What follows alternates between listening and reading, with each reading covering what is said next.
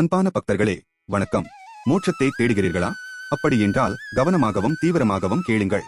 முக்தி அல்லது மோட்சம் என்பது பிறப்பு மற்றும் இறப்பு சுழற்சியிலிருந்து விடுதலை, மிக உயர்ந்த ஆன்மீக இலக்கு. இது அனைத்து துக்கங்கள், அறியாமை, அகம்பாவம் மற்றும் மறுபிறவியிலிருந்தும் விடுபடுவதை குறிக்கிறது. முக்தி ஸ்தலங்கள் என்று அழைக்கப்படும் சில சக்தி வாய்ந்த கோயில்கள் மற்றும் புனித தலங்கள் அவற்றின் ஆன்மீக ஆற்றல் மற்றும் தெய்வீக இருப்பால் மோட்சத்திற்கு உதவுவதாக நம்பப்படுகிறது. இந்த க்ஷேத்திரங்களுக்கு யாத்திரை மேற்கொள்வதும் சிரத்தையுடன் பிரார்த்தனை செய்வதும் பல பிறவிகளின் கர்மங்களை சுத்திகரிக்க உதவும். சப்த முக்திபுரிகள், மோட்சம் தரும் 7 புனித நகரங்கள் காசி, அயோத்தியா, மதுரா, ஹரித்வார், காஞ்சிபுரம், உஜ்ஜயினி மற்றும் துவாரகே ஆகும்.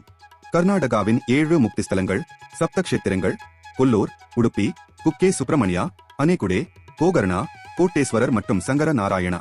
இந்த தேவஸ்தானங்கள் குறித்த முழுமையான விவரங்கள் என் வலைப்பதிவிலும் விரிவான யூடியூப் வீடியோவிலும் உள்ளன. லிங்க் விளக்கத்தில் கொடுக்கப்பட்டுள்ளது. வாருங்கள், நாம் இந்த ஆன்மீக பயணத்தை தொடங்குவோம். 1.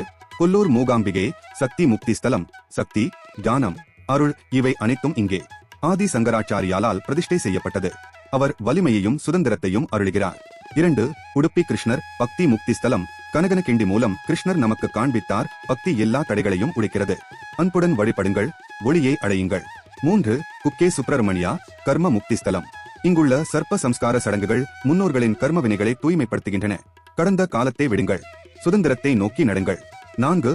அனேகுட்டே விநாயகர் விக்ன முக்தி ஸ்தலம். யானை மலையில் உறையும் விநாயகர் லௌகீகம் அல்லது ஆன்மீகமான எந்த தடைகளையும் அகற்றுகிறார். 5. கோகர்ண மகாபலேஸ்வரர் சிவ முக்தி ஸ்தலம். ஆத்மலிங்கம் இங்கேதான் இருக்கிறது. கோடி தீர்த்தத்தில் ஒரு தூய்மையான நீராடல், மகாபலேஸ்வரரின் ஒரு தரிசனம், பல பிறவிகளின் பாவங்கள் அனைத்தும் தீரும். 6. கோட்டேஸ்வரர் தபஸ் முக்தி ஸ்தலம். இங்கு ராஜா முசுகுந்தர் மோட்சத்தை பெற்றார். அமைதி, மரங்கள், நீர், உள்ளார்ந்த சமர்ப்பணத்திற்கு சிறந்தது. 7. சங்கர நாராயணர் அத்வைத முக்தி ஸ்தலம். சிவனும் விஷ்ணுவும் ஒன்றே. இரட்டைத்தன்மை முடிவடைகிறது, ஒன்றே ஆரம்பமாகிறது. அதுதான் சுதந்திரம். மோட்சத்திற்கான பயணத்திற்கு கோயில்கள் துணை செய்கின்றன. ஆனால் அந்த பயணத்திற்கு பதிலாக இருக்க முடியாது. அவை ஒரு நுழைவாயில்கள், நீங்கள் கடந்து செல்ல வேண்டும். எனவே ஒரு சுற்றுலா பயணியாக அல்ல, பணிவுடன் வருகை தாருங்கள். சடங்குகளை மட்டும் செய்யாமல் ஆழமாக பிரார்த்தனை செய்யுங்கள். நான் யார் என்று ஆழமாக யோசித்து பாருங்கள். தினசரி வாழ்க்கையில் தர்மத்தை பின்பற்றுங்கள். சத்தியம், பக்தி மற்றும் ஞானம் ஆகியவற்றை நாடுங்கள். மோட்ச பாதையை நீங்கள் பயணிக்க வாழ்த்துக்கள்.